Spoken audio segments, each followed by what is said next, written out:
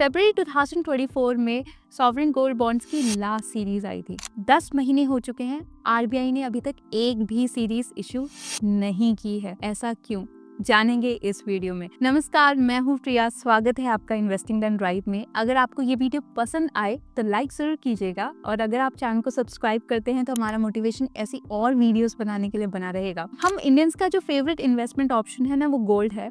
शादी ब्याह हो, समझ आता है, गोल्ड पहनना होता है, इस वजह से हम भर के गोल्ड खरीदते हैं। लेकिन जब इन्वेस्टमेंट की भी बात आती है ना, तो इंडियंस का फेवरेट ऑप्शन है गोल्ड। घर में लॉकर में रखना पड़े, लेकिन गोल्ड जरूर से खरीदेंगे। इस वजह से इंडिया को बहुत ज़्यादा इंपोर्ट करना पड़ता था गोल्ड को। तो गवर्नमेंट को एक आइडिया आया, क्यों ना ऐसा करते हैं कि उनको भी लोन्स की ज़रूरत पड़ती है, तो लोगों से ये लोन उठा लेते, उनको ना उसके बदले में गोल्ड बॉन्ड्स दे देंगे। और वो फिजिकल फॉर्म में नहीं देंगे, उनको एक इलेक्ट्रॉनिक पेपर की फॉर्म में दे देंगे। ईयरली बेसिस पे उनको 2.75% का रेट ऑफ इंटरेस्ट दे देते हैं। हमें सस्ते में लोन भी मिल जाएगा, और 8 साल के बाद जब रिडेम्पशन का टाइम आएगा तो जो भी करंट प्राइसेस ऑफ गोल्ड होंगे उस पे लोगों को उनका पैसा वापस कर देंगे। सरकार को लगा इससे तो उसको बहुत प्रॉफिट होगा, लेकिन एक्चुअल में यहाँ पे सरकार मात खा गई, क्योंकि प्रॉफिट उसको नहीं हुआ, लोगों को हुआ। क्योंकि 2023 में जब एसजीबी की फर्स्ट ट्रांच रिडीम हुई, उस समय जो गोल्ड के प्राइसेस थे वो लगभग 6100 के करीब थे फॉर 1 ग्राम ऑफ गोल्ड। और जब ये ट्रांच फर्स्ट टाइम इशू की थी 2015 में, उस समय इनके प्राइसेस 2700 पर ग्राम के हिसाब से थे। तो अगर किसी ने उस समय में 2 लाख रुपए इन्वेस्ट करके यहाँ पर गोल्ड खरीदा होता तो उसको मिल गए होते 2023 में 4,60,000 रुपीज़।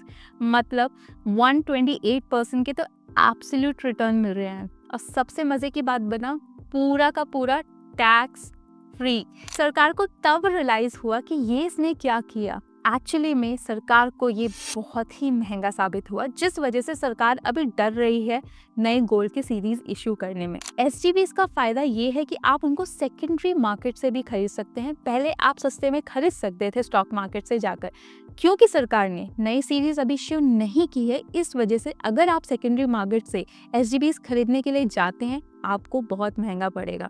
और ऐसे कौन कौन से फायदे थे जिस वजह से एसजीबीज़ लोगों के बीच में बहुत ज़्यादा फेवरेट इन्वेस्टमेंट ऑप्शन बन गया था। एसजीबीज़ आरबीआई के द्वारा इशू किए जाते थे ऑन बिहाफ ऑफ गवर्नमेंट। तो यहाँ पे सॉवरेन गारंटी फुल मिलती थी। मतलब जो आप सोना खरीद रहे हैं वो 99% प्योर है। जब भी उसको रिडीम करने के लिए जाएंगे, आपको करंट गोल्ड के प्राइसेस पे वहाँ पर रिडेम्पशन अमाउंट मिलेगा, जो कि फिजिकल गोल्ड के फॉर्म में एसजीबीज़ को बहुत ज़्यादा पॉपुलर बनाता था। अगर आप फिजिकल फॉर्म में गोल्ड खरीदते हैं तो वहाँ पे 18% तक मेकिंग चार्जेस पे करते हैं, लेकिन सॉवरेन गोल्ड बॉन्ड के केस में आपको 0 मेकिंग चार्जेस पे करने पड़ते हैं, साथ ही साथ 0 जीएसटी पे करते हैं। तो ये एक ऐसा इन्वेस्टमेंट ऑप्शन है जहाँ पे जीएसटी ही नहीं पे करना पड़ता। यहाँ पर जो आपको बॉन्ड पेपर मिलता है वो फिजिकल फॉर्म में नहीं होता है, वो इलेक्ट्रॉनिक फॉर्मेट में मिलता है, जो कि आपके डीमैट अकाउंट में स्टोर होता है, और उसके खोने का डर ही नहीं है। और इस बॉन्ड पेपर को आप ट्रांसफर भी कर सकते हैं। मतलब ऐसा नहीं है कि आपको 8 इयर्स का लॉक इन पीरियड सर्व करना ही पड़ेगा। आप चाहें तो आप खरीदने के बाद कभी भी जाकर सेकेंडरी मार्केट में इसको बेच सकते हैं। यहाँ पे जो 8 इयर्स का लॉक इन पीरियड होता है, अगर आप उसको सर्व करते हैं तो उसका सबसे बड़ा फायदा और सबसे मज़ेदार बात एसजीबीज़ की ये है कि 8 इयर्स के बाद आप इसको सेल ऑफ आरबीआई को डायरेक्टली करते हैं, और गवर्नमेंट ऑफ इंडिया आपसे कोई भी टैक्स चार्ज नहीं करती है। अगर आप ये सेकेंडरी मार्केट में सेल ऑफ करते हैं तो आपको उस प्रॉफिट पे टैक्सेस पे करने पड़ेंगे। एसजीबीज़ एक और वजह से बहुत ज़्यादा फेमस रही है लोगों के बीच में, क्योंकि यहाँ पे रेगुलर इनकम जनरेट हो जाती है। इनिशियली गवर्नमेंट 2.75% के हिसाब से आपको इंटरेस्ट साल में 2 बार क्रेडिट कर देती थी, जो कि बाद में रिवाइज करके 2.5% कर दिया। लेकिन रेगुलर इनकम जनरेट करने के लिए ये बहुत ही अच्छा ऑप्शन रहा है। अगर आपको लोन्स की रिक्वायरमेंट पड़ती है तो वहाँ पर सिक्योरिटी आपको रखनी पड़ती है।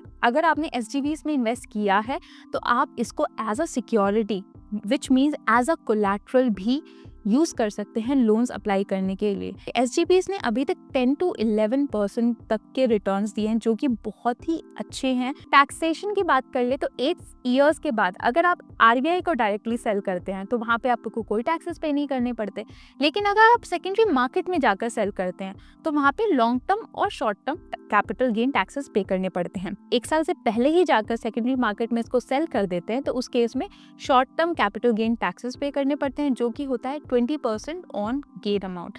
अगर आप 1 साल के बाद में सेल ऑफ करते हैं तो आपको 12.5% ऑन दैट प्रॉफिट पे करना होता है। सॉवरेन गोल्ड बॉन्ड्स के केस में आपको जो इंटरेस्ट क्रेडिट होता है एवरी ईयर, वो आपके इनकम में ऐड हो जाता है और जो भी इनकम स्लैब होता है उसके हिसाब से आपको टैक्सेस पे करने पड़ते हैं। लेट्स से आप 10% के स्लैब में आते हैं तो उस केस में अगर 20,000 का इंटरेस्ट क्रेडिट हुआ है तो उस पे आपको 10% के हिसाब से which is around 2,000 rupees as taxes pay करने होंगे। एसजीपीज को अगर आप ऑनलाइन परचेज करते हैं तो उसका बेनिफिट ये होता है कि वहाँ पे आपको 50 रुपीज पर ग्राम तक डिस्काउंट भी मिल जाता है। इसी वजह से अगर गवर्नमेंट एसजीपी की नई सीरीज इश्यू करती है विद द सेम बेनिफिट्स, आपको बिल्कुल से एसजीबी में इन्वेस्ट करना चाहिए। अगर आप गोल्ड में इन्वेस्ट करने में इंटरेस्टेड हैं और सोल पर्पस इन्वेस्टमेंट है, ग्रोथ है, तो उस केस में एसजीबी एक बहुत अच्छा ऑप्शन है। लेकिन बहुत सारे सवाल हैं जो कि लोगों के जहन में हैं, जैसे कि अगर उन्होंने एसजीबी में इन्वेस्ट कर दिया है और गवर्नमेंट नई सीरीज नहीं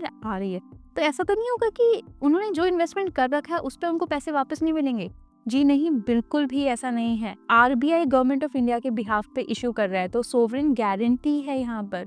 आपने जितना पैसा दिया आपको पूरा वापस मिलेगा, तो आपको यहाँ पे चिंता बिल्कुल भी करने की जरूरत नहीं है। बस अपने 8 इयर्स कंप्लीट होने का वेट कीजिए, आपको आपके पैसे मिल जाएंगे। दूसरा क्वेश्चन ये आता है कि क्या आपको सेकेंडरी मार्केट में जाकर एसजीबीज परचेज करने चाहिए? क्योंकि एसजीबी की नई सीरीज नहीं आई है, इस वजह से सेकेंडरी मार्केट में एसजीबी बहुत हायर रेट पे सेल हो रहे हैं, जिस वजह से आपको अभी सेकेंडरी मार्केट से दूर रहना चाहिए। एसजीबी का यही एक बेनिफिट था कि आपको इसको 8 इयर्स के लिए होल्ड करने की जरूरत नहीं होती थी। अगर किसी इन्वेस्टर को जरूरत पड़ती थी पैसों की तो वो सेकेंडरी मार्केट में जाकर इसको डिस्काउंटेड रेट पे भी सेल कर देते थे, और क्योंकि डिस्ट्रेस सेलर्स थे तो उस केस में यहाँ पे प्रॉफिट हो जाता था। जब आप सेकेंडरी मार्केट पे खरीदने के लिए जाते थे तो आपको सस्ते पे भी मिल जाता था, लेकिन अभी उसकी पॉसिबिलिटी कम है, इस वजह से आप थोड़ा सा होल्ड ऑन कर सकते हैं।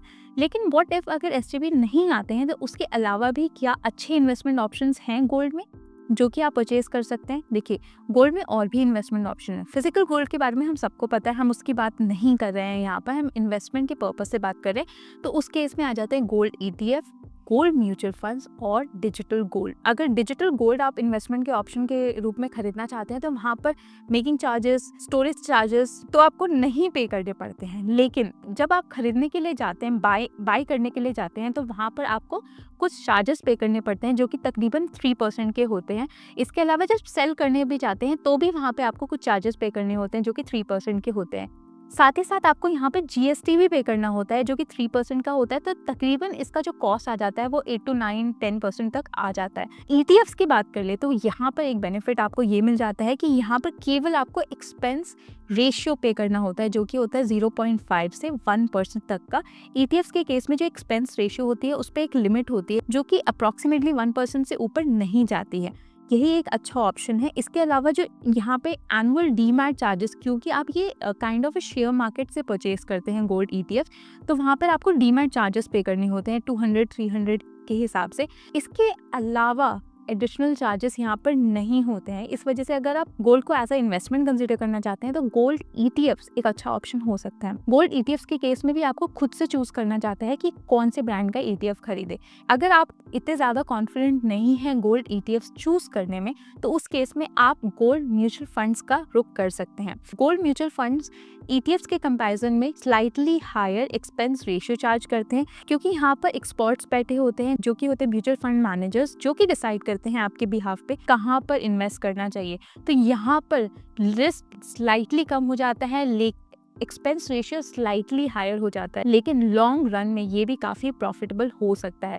यहाँ पे आपको डीमैट चार्जेस पे करने की ज़रूरत नहीं होती है। इस तरीके से गोल्ड के ये सारे इन्वेस्टमेंट ऑप्शंस भी अवेलेबल हैं। इन सारे इन्वेस्टमेंट ऑप्शंस के होते हुए भी सॉवरेन गोल्ड बॉन्ड बहुत ही बेस्ट ऑप्शन है। अगर सॉवरेन गोल्ड बॉन्ड की नई सीरीज आती है, उसे कैसे परचेज कर सकते हैं, उस पे भी मैंने एक डेडिकेटेड वीडियो बना रखा है। आप चाहें तो उस वीडियो को चेकआउट कर सकते हैं। आशा करती हूँ ये वीडियो हेल्पफुल रहा होगा। अगर आपके कोई भी सुझाव हो तो वो आप कमेंट बॉक्स में डालकर मुझे बता सकते हैं। मैं मिलती हूँ आपको अपने नेक्स्ट वीडियो में। प्रिया दास साइनिंग ऑफ।